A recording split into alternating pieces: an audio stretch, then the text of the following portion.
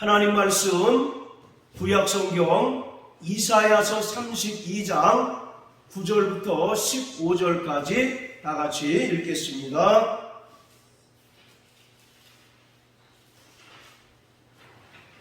자, 같이 읽겠습니다. 시작. 너희 안일한 그녀들아, 일어나 내 목소리를 들을지어다. 너희 염려 없는 딸들아, 내 말에 귀를 기울일지어다. 너희 염려 없는 여자들아, 1년 남짓이 지나면 너희가 당황하여 하리니 포도 수확이 없으며 열매 거두는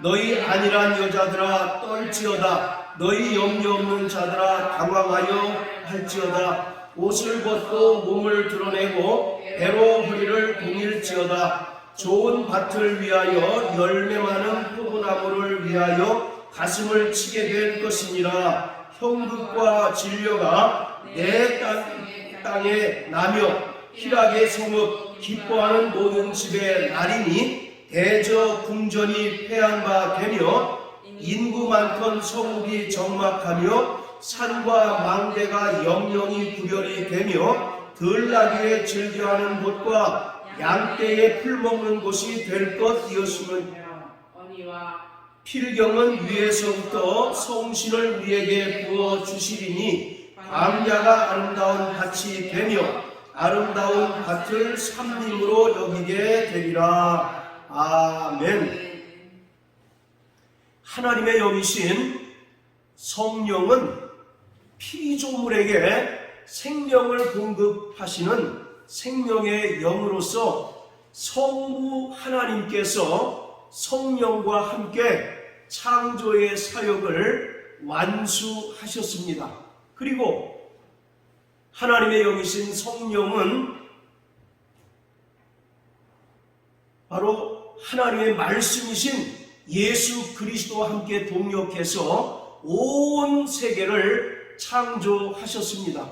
시편 33편 6절에 보면 여호와의 말씀으로 하늘이 지음이 되었으며 그 모든 만물이 그 입의 기운으로 이루었도다라고 말씀하고 있습니다. 여기서 여호와의 말씀이라고 하는 것은 사람의 입에서 나오는 말, 워드가 아니라 요한복음 1장 1절에 기록된 대로 하나님의 말씀이신 로고스, 곧 예수 그리스도를 가리키고 있습니다. 자, 이처럼 혼돈과 공허 가운데서 그 질서를 보존하시고 모든 만물을 창조하신 것은 성부 하나님과 성자 예수 그리스도 그리고 성령 하나님의 사역의 결과입니다.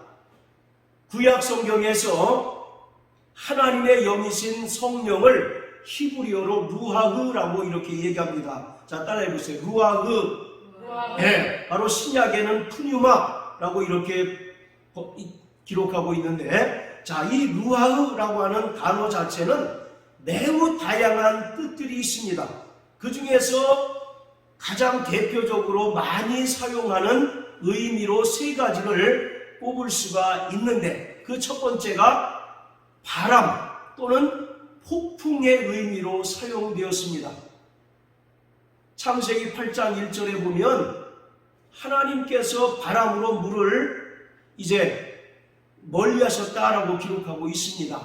그리고 출애굽기에 보면 하나님께서 큰 동풍으로 홍해를 가르시는 그런 이제 사건이 나오는데, 여기서 바로 동풍이라고 하는 단어도 히브리어로 루하흐라고 하는 단어가 쓰였습니다. 그리고 두 번째로 인간의 호흡, 인간의 숨을 또 루하흐라고 이렇게 이야기를 합니다.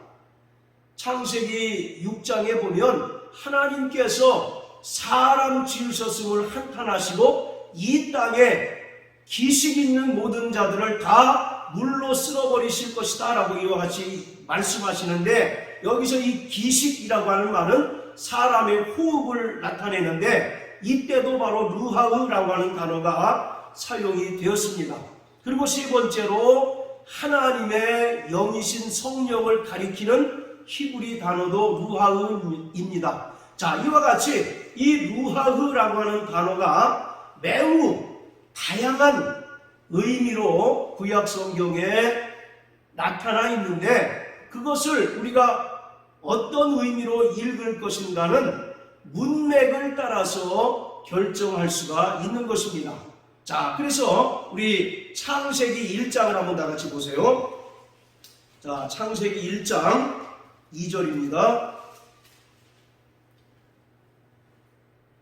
자, 창세기 1장 2절 우리 다 같이 한번 읽어보시겠어요? 자, 시작. 땅이 혼돈하고 공허하며 흑암이 깊은 위에 있고 하나님의 신은 수면에 운행하시니라. 여기서 하나님의 신이라고 하는 단어가 히브리어로 루아흐라고 하는 단어가 쓰였는데, 이것은 나중에 또 말씀드리겠지만 틀림없이 하나님의 영이신 성령을 가리키고 있습니다. 자, 그리고 시편 33편 6절 우리 다 같이 한번 보세요.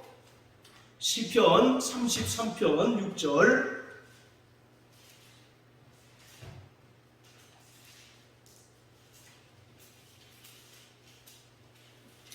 자, 다 같이 또 한번 읽어보십니다. 시작. 여호와의 말씀으로 하늘이 지은이 되었으며 그 만상이 그 입 기운으로 이루었도다. 예, 하늘이 하나님의 말씀으로 지은 바 되었고 그 만상 모든 만물이 그 입 기운으로 이루어졌다. 여기서 입 기운이라고 하는 단어도 루하흐라고 하는 단어가 쓰였는데, 언뜻 보기에는 어떤 사람의 호흡이나 이런 것을 가리키는 것으로 여겨지지만 이것은 바로 하나님의 영이신 성령을 가리키고 있습니다. 자, 또 104편 시편 104편 29절 30절입니다.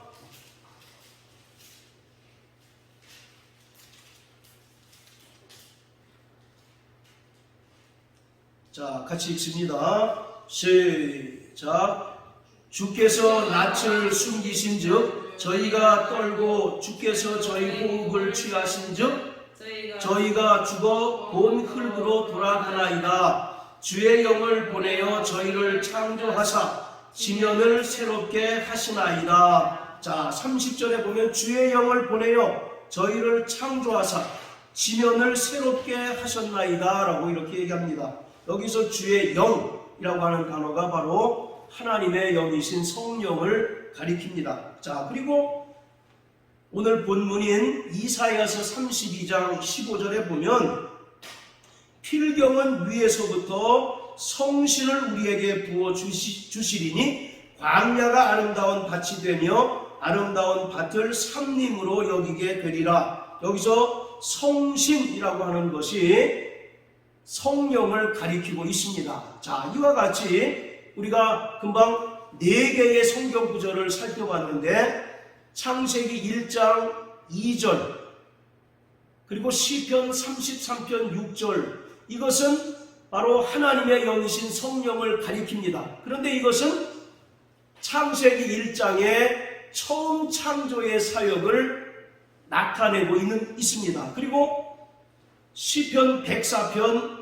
30절과 금방 우리가 읽었던 이사야 32장 15절에 바로 성령은 새 창조의 영, 바로 죄인들을 구원하시고 죄로 말미암아 타락한 만물을 다시 회복케 하시는 새 창조의 영이신 성령을 가리키고 있습니다. 자, 이 루아흐라고 하는 히브리 단어, 하나님의 영이신 성령을 가리키는 루아흐라고 하는 히브리 단어가 가장 먼저 쓰인 곳이 창세기 1장 2절입니다. 자, 우리 다시 창세기 1장 2절로 다시 돌아가서요.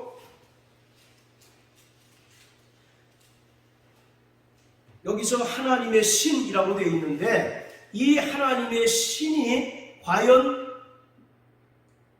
어떤 바람을 가리키는지 아니면 인간의 호흡이나 숨을 가리키는지, 그리고 하나님의 영이신 성령을 가리키는지 우리가 어떻게 확인할 수가 있느냐면 그 2절 뒷부분에 나오는 운행하신다라고 하는 단어를 통해서 우리가 확인할 수가 있습니다. 이 운행하신다라고 하는 말은 마치 닭이나 비둘기가 알을 부화하기 위해서 품고 있는 그런 모습을 설명하고 있는 단어입니다.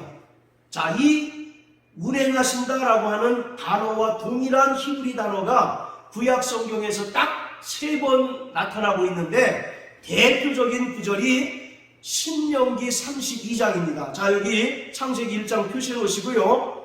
신명기 32장을 우리 다 같이 한번 보세요. 신명기 32장.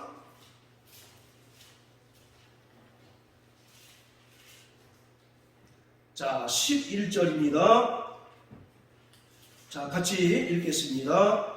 시작. 마치 독수리가 그 보금자리를 어지럽게 하며 그 새끼 위에 나풀거리며 그 날개를 펴서 새끼를 받으며 그 날개 위에 그것을 엎는 것 같이, 여기서 그 새끼 위에 너풀거리며 라고 되어 있는데 너풀거리다 라고 하는 단어가 창세기 1장에 운행하시다 라고 하는 단어와 같은 단어가 사용이 되었습니다.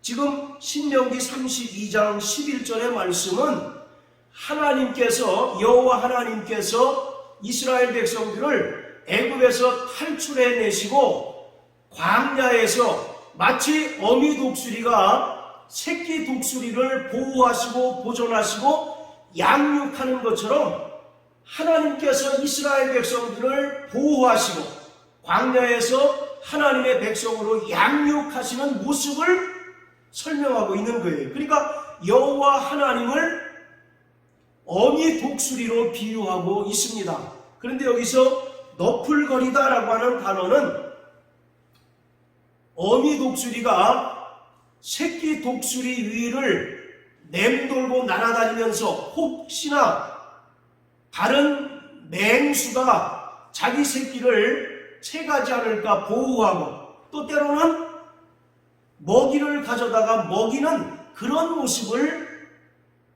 설명하고 있는 단어입니다. 그러니까 이 너풀거리다, 그리고 창세기 1장 2절에 운행하시다 라고 하는 말은 성령의 어떤 면에서 모성적 본능을 설명하고 있는 것입니다. 마치 어미가 새끼를 양육하고 또 품에 안음으로써 보호해 주는 것처럼 어미 독수리가 새끼를 보호하고 또 여호와 하나님께서 어린아이와 같은 이스라엘을 철저히 적들로부터 보호하시고 또 먹이로 양육하시는 그런 모습을 설명하는 단어가 운행하시다, 그리고 또 너풀거리다라고 하는 그러한 단어인 것입니다. 그러니까 이 운행하신다라고 하는 단어에 바람을 대입하면 어떻게 되겠습니까? 바람이라고 하는 것은 비인격적인 존재 아니겠습니까? 바람이 어떻게 자기 새끼를 양육하고 보호할 수 있겠어요? 그리고 이것을 또 인간의 호흡이나 숨으로도 우리가 해석할 수 없는 것이, 인간의 호흡이나 숨도 비인격적 존재로서 이것은 뜻과 맞지를 않습니다. 그렇기 때문에 창세기 1장 2절에 하나님의 신이 수면에 운행하신다라고 하는 말은 하나님께서 만물을 창조하셨을 때의 그 상태가 어떻습니까? 혼돈과 공허 그리고 흑암이 깊음이 있었다라고 이와 같이 말씀하고 있습니다. 즉 무질서의 상태였다는 거죠. 그때 성령 하나님께서 모든 만물을 품으시고 또 그 질서를 보존하시고 또 생명을 모든 피조물에게 공급하시는 바로 그러한 모습을 설명하고 있는 것이 누하흐인 것입니다. 자, 이처럼 성령은 창조의 영이실 뿐만 아니라 모든 피조물에게 생명을 공급하시는 영이 성령이십니다. 그렇기 때문에 창세기 2장 7절에 보면 하나님께서 흙으로 사람을 지으시고 그 코에 생기를 불어넣으심으로써 비로소 인간이 호흡을 하는 존재가 된 것처럼, 그런데 만약에 하나님께서 그 호흡을 걷어버리시면 그냥 인간이 흙덩이가 되고 마는 것처럼, 바로 성령은 모든 피조물에게 생명을 공급하시는 창조의 영인 것입니다.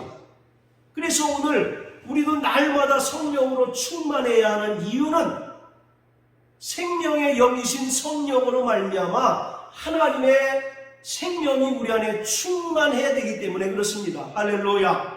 오늘 우리가 예수를 믿으면서도 여전히 예수의 생명이 빈곤하고 빈약해서 악한 원수들에게 시달리고, 또 세상에서도 하나님의 믿음의 자녀로서, 빛의 자녀로서 온전히 살아가지 못하는 것은 우리 안에 하나님의 생명이 충만하지 못하기 때문인 것입니다.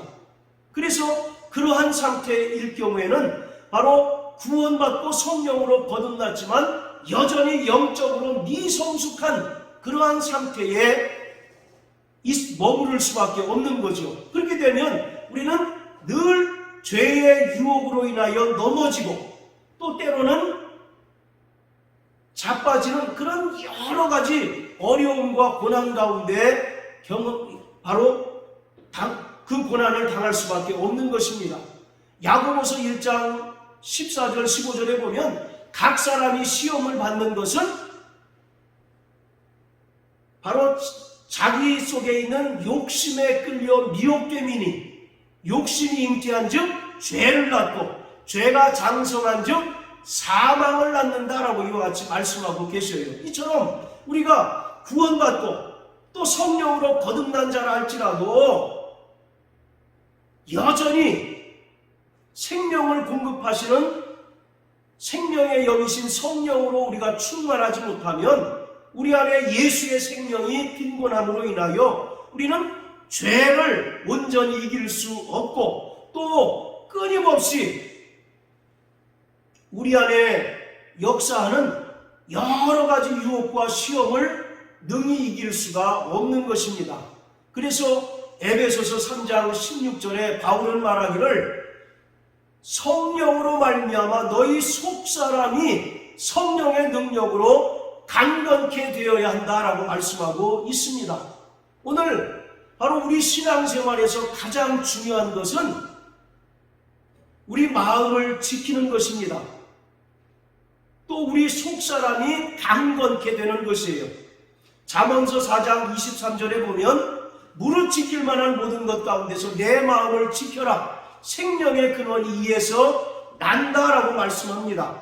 우리의 마음을 사단이 지배하느냐 아니면 성령께서 주장하시고 지배하느냐에 따라서 바로 천국과 지옥이 구분된다는 사실을 우리가 분명히 알 수가 있는 것입니다.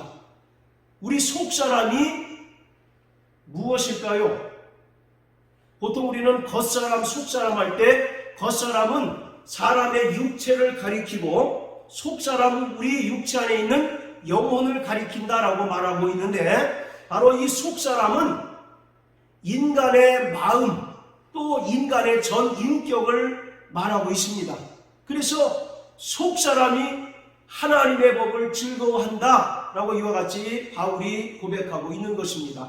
오늘 이처럼 성령은 모든 피조물에게 생명을 공급하시는 창조의 영입니다. 그래서 고린도전서 15장 45절에 보면 첫사람 아담은 사는 영이 되었다 함과 같이 마지막 아담이신 예수 그리스도는 살려주는 영이 되었다라고 이와 같이 말씀합니다. 성령은 살려주는 영입니다. 그래서 하나님의 생명을 공급해 주심으로 그 영원히 살아나게 하시는 영이 바로 성령이십니다. 그렇기 때문에 우리는 날마다 피조물에게 생명을 공급하시는 생명의 영이시고 또 창조의 영이신 성령으로 말미암아 하나님의 생명이 우리 안에 충만해야 하고, 또 새로운 창조의 영이신 성령이 우리 안에 충만할 때 우리가 모든 유혹과 죄의 시험들을 능히 극복하고 성화의 삶을 온전히 살아갈 수가 있는 것입니다. 할렐루야. 자, 우리 오늘 본문 이사야서 32장 15절을 다 같이 보시겠습니다. 자, 이사야서 32장은 세 부분으로 이제 나뉠 수가 있는데요. 1절부터 8절까지는 하나님의 의와 공평으로 통치하신다라는 것을 말씀하고 있습니다. 그리고 9절부터 15절까지는 계속 반복해서 아니란 부녀여 라고 이렇게 나오죠. 바로 아니란 부녀들아, 그리고 너희 염려 없는 딸들아, 이렇게 얘기합니다. 모두 이스라엘을 가리키고 있는데 하나님께서 이스라엘에게 아니란 여인 그리고 염려 없는 딸들인 이스라엘에게 심판을 경고하고 있는 것입니다. 바로 안일하다, 이 말은 현실에 안주하는 거예요.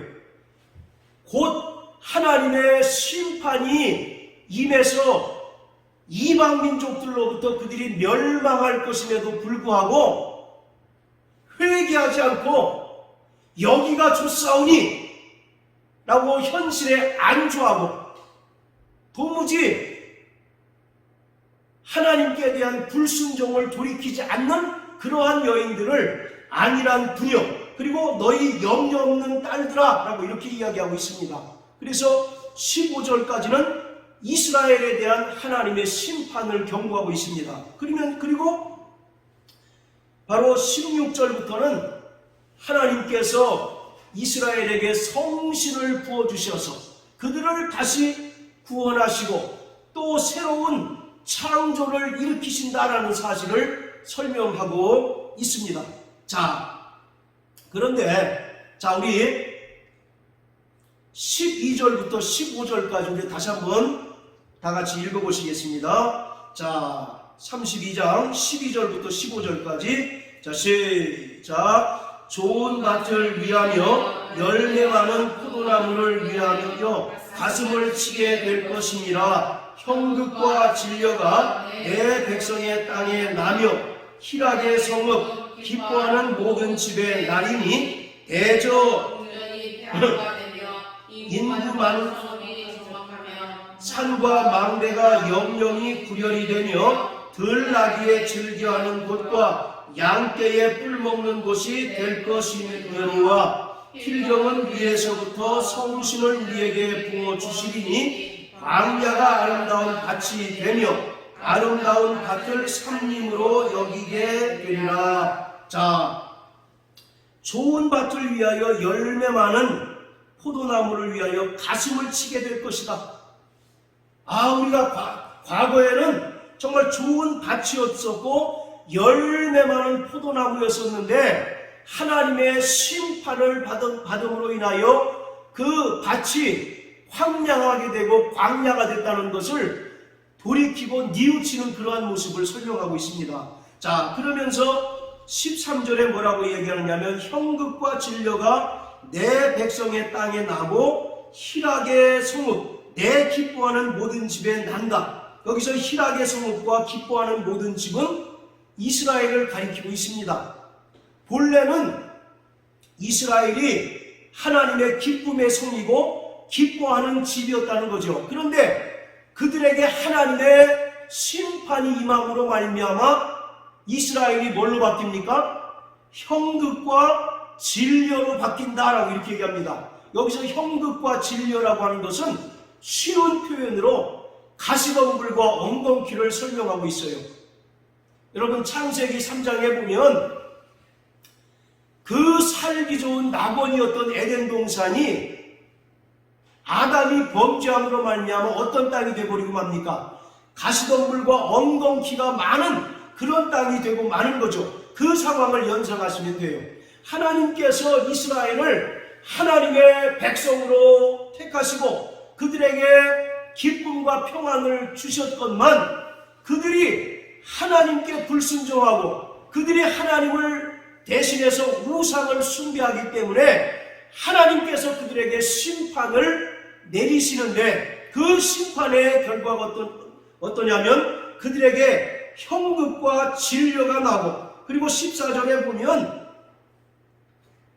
궁전이 폐하게 되고 하나님의 성전이 파괴된다는 것입니다. 그리고 인구 많던 성읍인 이스라엘이 적막하고 산과 망대가 영영이 구련이 되고 들나귀에 즐겨하는 것과 양떼에 풀 먹는 곳이 될 것이다 라고 이렇게 얘기합니다. 그러니까 이스라엘이 완전히 멸망하게 될 것을 예언하고 있어요. 그 좋던 양질의 밭이 형극과 진려, 즉 가시덤불과 엉겅퀴가 풍성한 그런 쓸모없는 땅이 되어버리고 만다는 것입니다. 그러나 그것이 하나님의 이스라엘을 향하신 하나님의 뜻이 아니라 15절에서 필경은 마지막에는 하나님께서 위에서 성령을 부어줄 터인데 다시 광야가 아름다운 밭이 되고 아름다운 밭을 산림으로 여기게 될 것이다 라고 말합니다. 자, 12절부터 우리가 15절까지를 읽었는데, 자, 이 구절과 신약의 말씀과 연결되는 사건이 뭐가 있을까요? 지금 이사야 32장 12절부터 15절까지의 말씀을 통해서 우리가 예수님께서 하셨던 어떤 말씀이 연상이 됩니까? 혹시 씨 뿌리는 비유가 연상이 되지 않습니까? 씨 뿌리는 비유의 내용이 뭡니까? 길가와 돌짝과 가시덤불이 있고 그 다음 또 네 번째가 뭐였습니까? 옥토가 있었죠. 자, 지금 오늘 본문의 내용은 예수님께서 마태복음 13장에서 하셨던 천국 비유 가운데 첫 번째 비유인 씨 뿌리는 비유와 연결이 됩니다. 일맥상통하는 거예요. 자, 그래서 우리 보통 씨 뿌리는 비유를 우리가 어떻게 이해합니까? 야, 우리가 하나님의 말씀을 통해서 옥토가 되자라고 이렇게 우리가 이해하지 않습니까? 근데 한번 잘 생각해 보세요. 밭이 스스로 옥토가 될 수 있습니까? 없습니까? 밭이 스스로 옥토가 될 수는 없지요. 농부가 그 땅에서 돌을 캐내고 또 쓸모없는 것들을 다 제거해야 비로소 옥토가 되는 것 아니겠습니까? 그래서 바로 예수님께서 하셨던 씨 뿌리는 비유를 우리가 하나님의 말씀을 통해서 우리의 심령의 옥토가 되자 라고 이렇게 이해했다면 그것은 바로 예수님께서 하셨던 그 말씀과 전혀 맞지 않는 것이에요. 마치 우리가 스스로 옥토가 되자라고 한다면 스스로 우리가 구원받자라고 하는 말과 다를 바가 없는 것입니다. 기독교는 뭐예요? 우리가 스스로 무엇을 할 수 없는 존재라고 하는 것을 분명하게 폭로하는 것이 기독교 아니겠습니까? 우리는 전적으로 부패하고 죄로 인하여 무능력한 자이기 때문에 우리 스스로 구원에 이를 수 없고 우리 스스로 의로워질 수 없다라고 하는 것이 바로 성경의 내용 아닙니까? 그런데 우리 스스로 옥토가 되자라고 한다면 이것은 성경이 가르쳐주는 그 내용과 전혀 상반된 내용이죠. 그래서 바로 길가와 돌짝과 그 다음에 가시덤불이라고 하는 것은 철저히 죄인된 모습을 설명하고 있는 것입니다. 길가에 뿌렸다라고 하는 것, 길가라고 하는 것은 바로 하나님의 그 말씀과 상관없는 죄인을 가리키고 있습니다. 그래서 이방인들을 가리키고 있는 거예요. 그리고 돌짝이라고 하는 것은 정말 죄인의 상태를 설명하고 있는 것이고 또 가시덤불이라고 하는 것은 여기도 얘기하지 않습니까? 형극과 진려가 모든 집에서 난다라고 말씀합니다. 여기서 형극과 진려는 가시덤불, 엉겅퀴를 이야기하고 있거든요. 그러니까 길가와 돌짝과 가시덤불은 우리가 하나님의 은혜로 말미암아 구원받지 못한 죄인의 상태를 설명하고 있습니다. 그런데 하나님의 말씀인 씨가 밭에 떨어져서 십자가에 달려 죽음으로 말미암아 죄인의 상태가 어떻게 변합니까? 옥토로 변하게 되죠. 그것을 바로 성경은 구원이라고 설명하고 있습니다. 그리고 새로운 창조라고 설명하고 있어요. 요한복음 12장 24절에 보면 한 알의 밀알이 땅에 떨어져 썩어지면 많은 열매를 맺거니와 라고 말씀하고 있는 것처럼 하나님의 말씀 곧 은혜가 죄인들에게 심겨져서 그 은혜로 말미암아 우리 안에 있는 모든 죄가 사함받고 죄가 제거됨으로 인해서 우리가 옥토가 되는 그 과정을 설명하고 있는 것이 씨 뿌리는 비유예요. 그러니까 우리가 스스로 옥토가 되자라고 하는 것은 철저히 비기독교적인 가르침입니다. 그래서 옥토라고 하는 말은 우리가 구원받은 상태를 설명하고 있습니다. 자, 15절 다시 한번 읽으세요. 자, 시작. 필경은 위에서부터 성신을 우리에게 부어주시리니 광야가 아름다운 밭이 되며 아름다운 밭을 삼림으로 여기게 되리라. 자, 보세요. 스스로 광야가 아름다운 밭이 됩니까? 위에서 누가 임하십니까?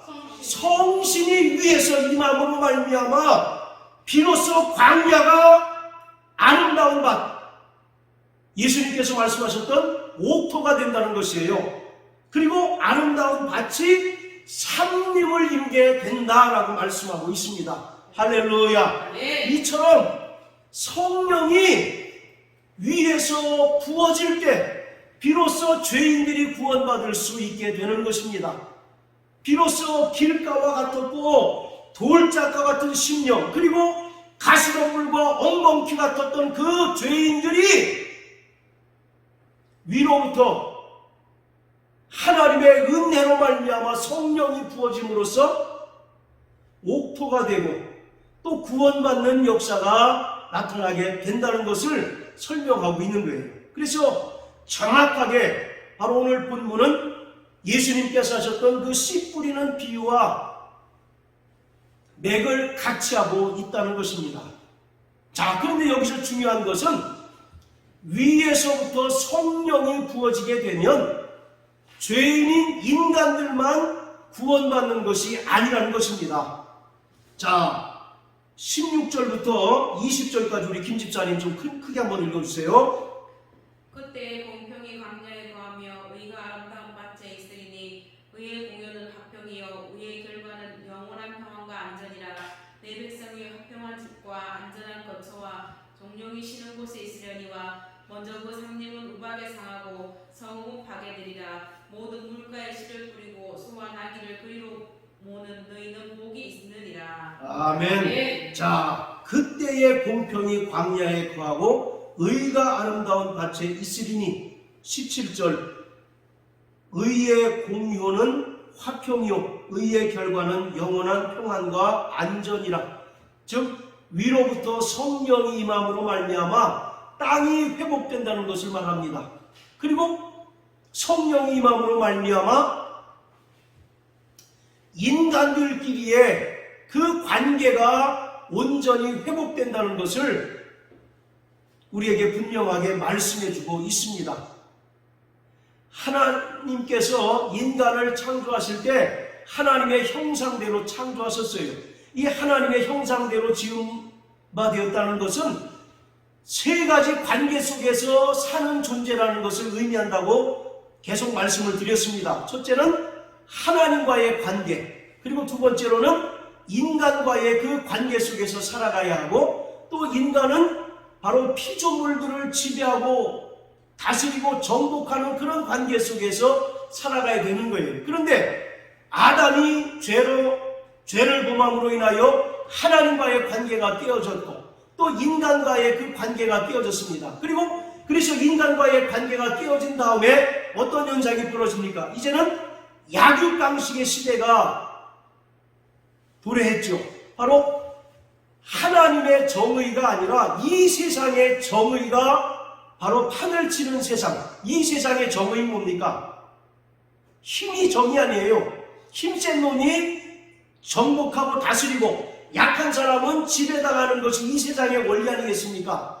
그런데 하나님의 성신이 위로부터 부어짐으로 인하여 그 황폐했던 땅이 회복되어지고, 그리고 17절에 바로 화평과 의의 결과는 영원한 평안과 안전이라고 이와 같이 말씀하고 있어요. 그러니까 바로 하나님의 성신이 위로부터 임함으로 말미암아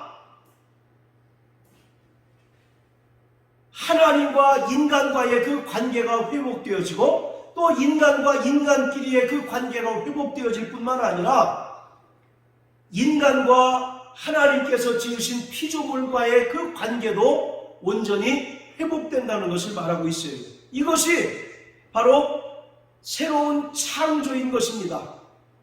창세기 1장에서 하나님께서 엿새 동안 창조하시고 나서 여섯째 날 뭐라고 말씀하십니까? 보시기에 심히 좋았다라고 말씀하고 계세요. 그런데 그만 창세기 3장에서 아담이 범죄함으로 말미암아 그 모든 관계가 완전히 단절이 되어버리고 맙니다. 하나님과의 그 관계가 깨어지고 인간과의 그 관계도 깨어지고 또 인간과 피조물과의 그 관계도 깨어지고 말았던 거예요. 그런데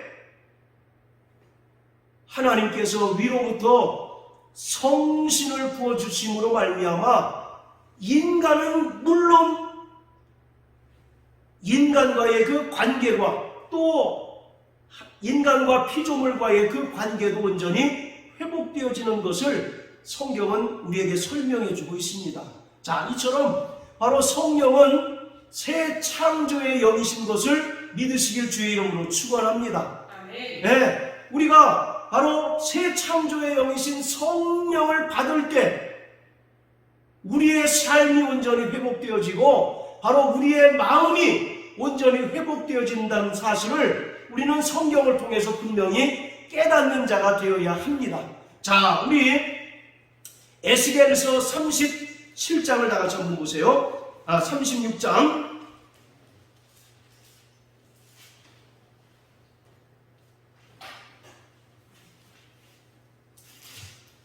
자, 에스겔서 37장 먼저 한번 보십니다. 37장. 자, 1절부터 6절까지입니다. 자, 같이 읽습니다. 시작. 여호와께서 권능으로 내게 임하시고 그 신으로 나를 데리고 가사 골짜기 가운데 두셨는데 거기 뼈가 가득하더라. 나를 그 뼈 사방으로 지나게 하시기로 본즉 그 골짜기 지면에 뼈가 심이 많고 아주 말랐더라. 그가 내게 이르시되 인자야 이 뼈들이 능히 살겠느냐 하시기로 내가 주께서 아시나이다. 또 내게 이르시되 너는 이 모든 뼈에게 대언하여 이르기를 너희 많은 뼈들아 여호와의 말씀을 들을지어다. 주 여호와께서 이 뼈들에게 말씀하시기를 내가 생기로 너희에게 들어가게 하리니 너희가 살리라. 너희 위에 힘줄을 두고 살을 입히고 가죽으로 덮고 너희 속에 생기를 두리니 너희가 살리라. 또 나를 여호와인 줄 알리라 하셨다 하라. 하나님께서 에스겔 선지자에게 환상을 보여주시는데 그 환상이 바로 마른 뼈 환상입니다. 어떤 곳을 골짜기에 갔더니 뼈가 가득합니다. 그런데 그 뼈가 2절에 보면 그 골짜기 지면에 뼈가 심이 많고 아주 말랐다라고 이렇게 얘기합니다. 이 얘기는 무슨 말입니까? 죽은 지 이미 오래되어서 다시 살아날 가능성이 있어요, 없어요? 다시 살아날 가능성이 없다는 얘기입니다. 그래서 3절에 뭐라고 얘기했냐면 인자야 이 뼈들이 능히 살겠느냐 하시기로 내가 대답하되 주 여호와여 주께서 하시나이다. 이 말은 불가능합니다. 그런데 하나님께서 하시면 가능합니다라는 그런 의미거든요. 자, 그랬더니 5절 6절에 뭐라고 얘기하냐면 하나님께서 에스겔 선지자에게 예언을 하게 합니다. 그래서 5절 6절에 내가 생기로 너희에게 들어가게 하리니 너희가 살리라. 그리고 6절에도 너희 속에 생기를 두리니 너희가 살리라 라고 이와 같이 말씀합니다. 자, 그랬더니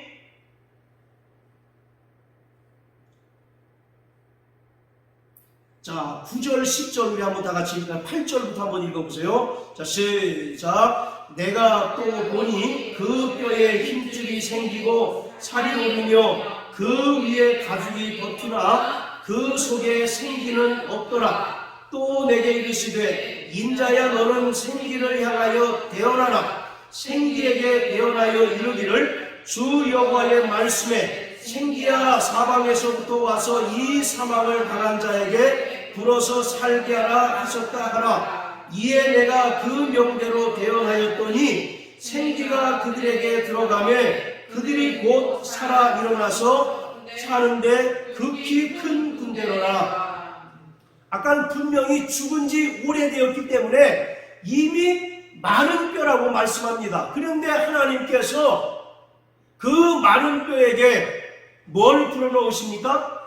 생기를 불어넣으심으로 인해서 그 마른 뼈에 힘줄이 생기고 생기가 오르고 또 그들이 살아나서 큰 군대를 이루었다라고 말씀하고 있어요. 바로 이 마른 뼈라고 하는 것은 현실적으로는 멸망한 이스라엘을 가리키고 있습니다. 이스라엘이 바벨론에 의하여 멸망했지만 하나님께서 그들에게 성령을 부어주심으로 그들이 다시 회복되어지고 다시 살아나게 될 것을 말씀하고 있어요. 또 영적으로는 이 마른 뼈는 죄인들을 가리키고 있습니다. 허물과 죄로 너희는 이미 죽었다라고 에베소 2장 1절에 말씀한 것처럼 이미 바로 죄인들은 그 죄와 허물로 인하여 죽었던 자들입니다. 그런데 하나님께서 위로부터 뭐를 부어주시니까 생기인 성령을 부어주실 때 그 죄인들이 살아나게 되더라 라고 말씀하고 있습니다. 자, 따라하세요. 성령은 생명의 영이시다. 그래서 아까 소개도 말씀드렸던 것처럼 우리가 성령으로 충만해야 하는 이유는 성령은 하나님의 생명을 불어넣으시는 분이기 때문에 우리가 성령 충만하지 않을 때는 우리 안에 예수의 생명이 빈곤함으로 인하여 죄와 대항해서 싸울 힘이 없습니다. 죄와 대항해서 싸워 이길 능력이 없는 거예요. 그래서 조그만 유혹에도 우리가 쉽사리 넘어가고 또 심지어는 아예 그 믿음조차 포기하고 세상으로 돌아가는 경우도 많다는 겁니다. 따라서 오늘 생명의 영이신 성령으로 충만하시길 주의 이름으로 축원합니다. 할렐루야. 뿐만 아니라 성령은 새 창조의 영이십니다. 우리를 날마다 새롭게 변화시켜 주시는 영이십니다. 그리고 우리를 영적으로 날마다 성장시켜 주시는 분이에요. 자, 에스겔 36장 다 같이 보세요. 에스겔서 36장 자 25절부터 28절까지 다 같이 읽겠습니다. 시작. 맑은 물로 너희에게 뿌려서 너희로 정결케 하되 곧 너희 모든 더러운 것에서와 모든 우상을 섬김에서 너희를 정결케 할 것이며 또 새 영을 너희 육신에서 굳은 마음을 제하고 부드러운 마음을 줄 것이며 또 내 신을 너희 속에 두어 너희로 내 율례를 행하게 하리니 너희가 내 규례를 지켜 행할지라. 내가 너희 열조에게 준 땅에 너희가 거하여 내 백성이 되고 나는 너희 하나님이 되리라. 할렐루야. 자, 25절 보면 맑은 물로 너희에게 뿌려서 너희를 정결케 할 것이다 라고 말씀합니다. 예수의 피로 말미암아 우리의 모든 죄를 사하시고 우리를 구원하신다는 얘기예요. 자, 그리고 또 하나님께서 예수의 피로 말미암아 구원받은 심령들에게 27절에 뭐라고 얘기하냐면 내 신을 너희 속에 부어준다라고 말씀합니다. 그러면 우리에게 어떤 일이 벌어지냐면 26절. 자, 우리 26절 다시 한번 읽으세요. 자, 시작. 또 새 영을 너희 속에 두고 새 마음을 너희에게 주되 너희 육신에서 굳은 마음을 제하고 부드러운 마음을 줄 것이며. 자, 예수의 피로 말미암아 죄 사함 받고 구원받은 심령에게 하나님께서 하나님의 성신을 부어주시면 우리 안에 영이 새롭게 됩니다. 또 우리 마음이 새롭게 돼요. 그럴 때 어떤 일이 벌어집니까?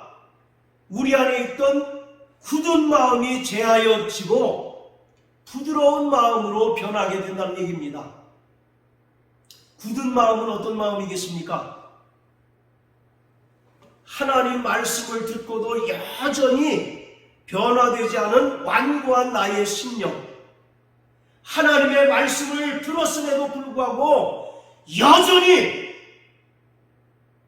내 의를 드러내고 강팍한 우리의 심령을 굳은 마음이라고 말하고 있어요. 하나님께서 이스라엘 백성들에게 수많은 선지자들을 보내셔서 예언하게 하십니다. 또 심판을 명령하십니다. 그러나 그들은 여전히 현실에 안주하고 도무지 돌이켜 회개하기를 거부하는 자들이었어요. 그것이 바로 굳은 마음이었습니다. 그런데 그러한 자들에게 하나님의 성령이 임하니까 굳은 마음이 어떤 마음으로 바뀝니까? 부드러운 마음으로 바뀌어요. 하나님의 말씀에 대해서 즉각적으로 반응하는 마음입니다. 여러분, 정말 우리 영혼이 건강한지 아닌지를 판단할 수 있는 중요한 기준 중에 하나가 하나님의 말씀에 대해서 내가 반응이 느린지 빠른지를 보시면 알 수 있습니다. 우리 연세가 드시면 드실수록 피부의 탄력성을 잃는다고 얘기하지 않습니까? 마찬가지로 오늘 우리가 정말 영적인 사람인지 아니면 교회를 다니면서 여전히 세속적인 사람인지를 판단할 수 있는 기준 중에 하나가 하나님의 말씀을 들어도 반응이 나타나는가, 반응이 나타나지 않는가를 보면 알 수가 있는 거예요. 우리가 신앙생활 오래 함으로 인해서 저건 예전에 다 들었던 말씀이지, 저런 뜻이야. 이미 그 뜻을 이미 자기 생각과 자기 판단으로 딱 정해놓고 더 이상 그 이상을 전진해 나가지 않습니다. 그러니까 여전히 신앙생활이 답고 상태고 여전히 하나님의 말씀을 들어도 그 말씀이 나와 상관없는 말씀인 것처럼 생각해서 점점 우리의 심령이 강팍해지고 돌처럼 완고해집니다. 그래서 오세아 선지자는 말씀합니다. 너희의 묵은 심령을 기경하라 말씀합니다. 자, 따라하세요. 나의 묵은 심령을 기경하라. 그러면 하나님께서 은혜의 소낙비를 내려 주시겠다라고 말씀하고 계셔요. 오늘 우리가 정말 하나님 말씀을 들어도 변화되지 못하고 하나님의 말씀을 들어도 은혜 받지 못하는 까닭이 뭡니까? 이미 내 마음이, 내 속사람이 돌처럼 딱딱하게 굳어있다는 겁니다. 이미 간경화가 걸려도 심하게 걸린 그러한 상태라고 하는 거예요. 그래서 우리는 날마다 성령을 구하는 자가 되어야 합니다. 할렐루야. 성령이 우리에게 충만히 임할 때 우리는 날마다 새롭게 변화될 수 있습니다. 성령은 새 창조의 영이십니다. 그래서 광야 같은 밭이 아름다운 밭으로 변하고 그 밭이 산림을 이루게 하셨던 것처럼 오늘 죄로 인하여 어두워지고 또 강팍하고 완악하여 돌 같은 우리의 심령에 성령이 임함으로 말미암아 우리의 심령이 부드러운 마음이 되는 것입니다. 하나님의 말씀을 듣고 깨닫고 그 말씀에 즉각적으로 반응하는 그러한 심령이 되고 마는 거예요. 그것이 바로 속사람이 강건케 되는 것입니다. 자, 우리 김 집사님 에베소서 3장 16절 우리 한번 읽어주세요. 나머지 분들은 잘 들으시길 바랍니다. 그 영광의 풍성을 따라 그의 성령으로 말미암아 너희 속사람을 능력으로 강건하게 하옵시며. 자, 옆에 계신 분하고 인사하세요. 당신의 속사람은 안 강건하십니까? 인사하십시오. 당신의 속사람은 강건하십니까? 속사람이 강건해야 우리가 끝까지 믿음 생활을 유지할 수 있습니다. 야고보서 1장 14절 15절 다시 말씀드립니다. 각 사람이 시험을 받는 것은 욕심에 끌려 미혹됨이니 욕심이 잉태한 즉 죄를 낳고 죄가 장성한 즉 사망에 이른다고 말합니다. 우리는 조그만 죄는 이 정도야 라고 그냥 넘어가기 쉬워요. 그렇죠? 이거 몰아서 한꺼번에 회개할 거다라고 이렇게 생각하지 않습니까? 그러나 바로 영적인 사람, 성령 충만한 사람은 조그만 죄에도 대단히 민감하게 반응하게 되어 있습니다. 그것이 바로 부드러운 마음이에요. 그리고 그것이 바로 속사람이 강건케 되는 것입니다. 우리 속사람이 강건할 때 하나님 뜻대로 살아갈 수 있고, 속사람이 강건할 때 죄의 유혹과 시험을 능히 이길 수가 있습니다. 로마서 8장 5절부터 9절까지 말씀하지 않습니까? 육신의 생각은 사망이나 영의 생각은 생명과 평안이라. 육신의 생각은 하나님께 굴복하지 않고 굴복할 수가 없다라고 이와 같이 말씀합니다. 사랑하는 성도 여러분, 그 심령이 이미 돌처럼 딱딱하게 굳어있는 자는 자신의 육신의 생각대로 살아가는 자예요. 그러한 자는 결국 사망에 이르게 된다고 분명히 말씀합니다. 그러나 그러한 자들에게 하나님의 성신이 부어지고 또 성령으로 충만할 때 돌같이 딱딱한 그 심령들이 부드러운 마음으로 변화되어져서 날마다 하나님의 말씀을 듣고 통에 자복하고 또 하나님의 말씀을 통해서 은혜를 따라 살아가고 늘 감사하는 그러한 삶을 살아갈 수가 있는 것입니다. 우리 이 시간 다 같이 기도하겠습니다.